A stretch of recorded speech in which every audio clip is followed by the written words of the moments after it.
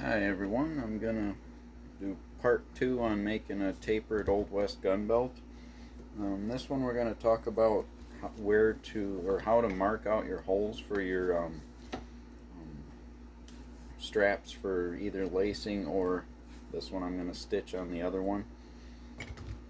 So you want to figure out, like, even put it around your waist. Sorry, I'm out of camera, but you want to put it around your waist. I'll do it up here.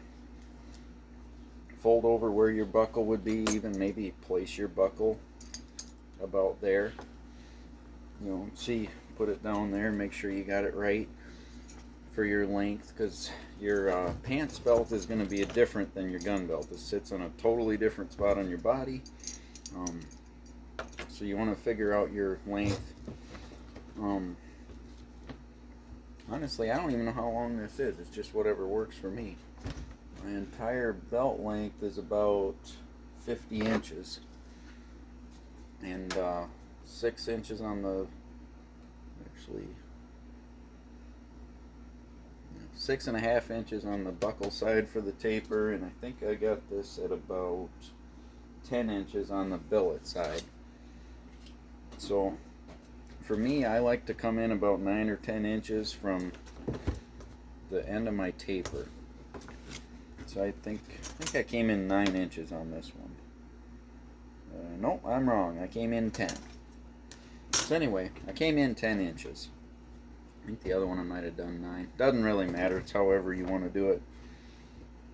Now, if you want this to be for a right-handed gun belt, we're going to pretend that this is a rough side and this is a smooth side, even though they're both rough.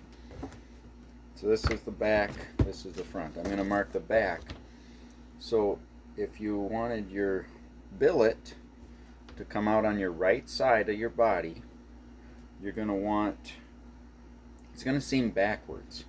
So I've got it marked for my bullet loops to be up here. This would look like the top of the belt, but this is the back side.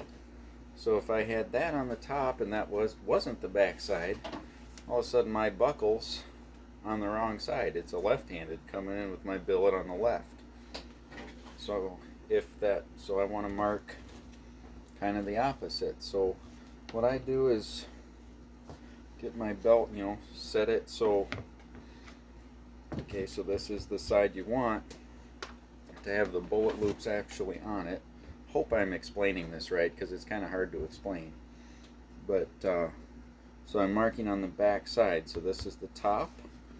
Really setting it like this with your billet facing the direction you want it, and then making a mark on the other side where you want to start is a good idea.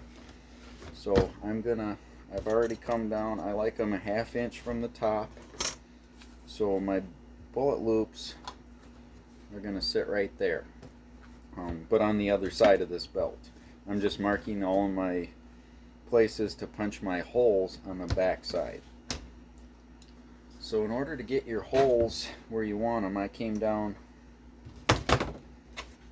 I marked out how far apart I needed to be with that mark, which is 34 centimeters.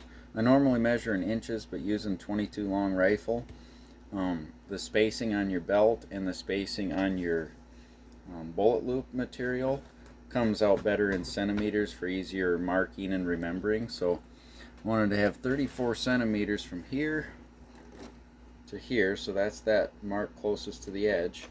Then I came in 1/2 inch and then 1 inch and marked 2 more. Now where I came in 1/2 inch and 1 inch, I'm going to put my straight edge on there and line up those two. Just take a pencil, start at the one mark and go to the other, and then do the same thing on the bottom one, which is 1 inch from the edge and 1/2 inch from the other line I just drew.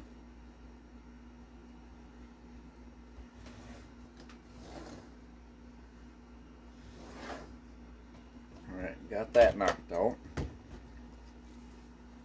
Now I take a ruler, and since I got it figured out that a centimeter, or would that come out to in inches if it matters to anybody?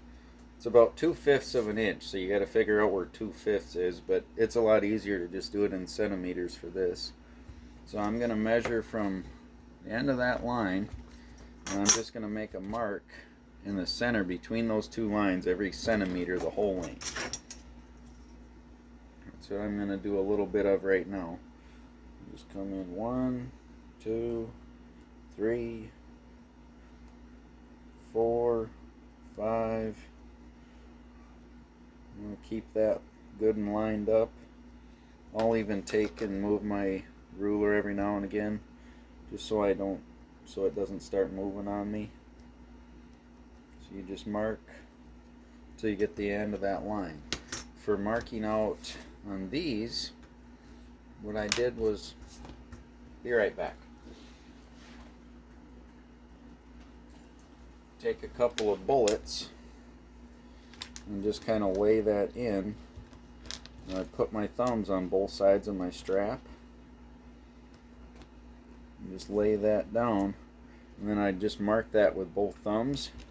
And then measure the distance in between. The distance in between, like center to where you need your hole to center where you need your hole, for a 22, for what I figured out, what works good for me that isn't too tight or too loose, is 1.5 centimeters. That comes to right under 3/4 of an inch, I believe. Right under, it's around 3/4 of an inch, but not quite, I think. Yeah, it's more like 5/8, but it's just so much easier to mark out. So when I was marking this, I'd just take my scratch awl, this is an Osborne, and I started a little ways from the end where you see that hole, and I'd just mark in the center every 1.5 centimeters. And you can get a pretty good rhythm going after a while. And then until I get to the end, I'll punch those on camera. And then for stitching your bullet loops, it's all the same measurements, the same style of marking out everything on your belt. It's all exactly the same. Except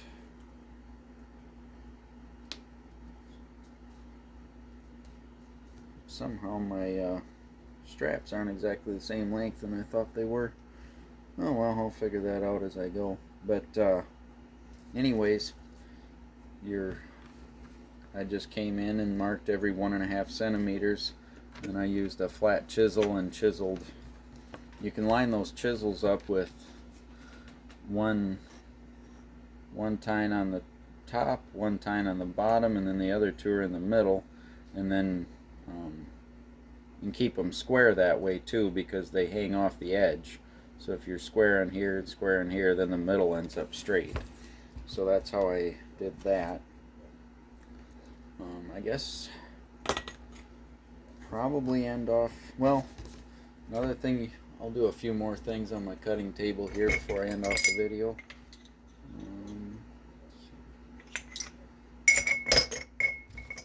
This is just my strap, which is a piece of leather with the rough side out on a board. I got white jeweler's rouge that I go along the edge, and I take this with the back side, just run that along there to sharpen it and polish it a little. So what I'm going to be doing is front and back of both of these belts. I'm just going to take off that outer edge and bevel it.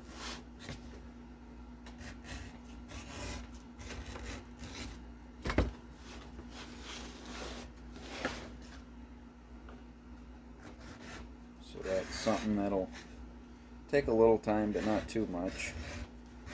But just helps your entire project look more professional and more finished. Something that isn't really necessary as far as like the longevity of the belt or anything like that. It just adds a nice touch and makes it look a little more professional. So I like to do it.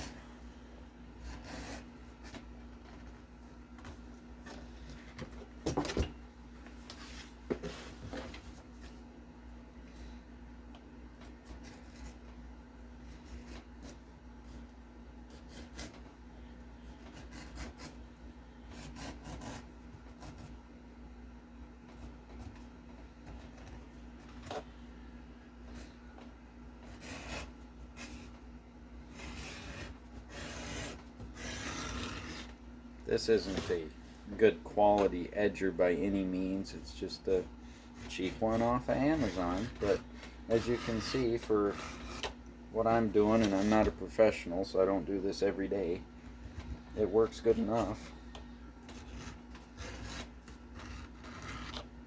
So I'm going to do that to both of them. I'll finish marking out all of these and making sure all my measurements are right, and then in the next video we'll work on either attaching the bullet loops, the two different methods, and maybe slicking the edges if I do that on camera. But that's going to be it for this one, and thanks for watching.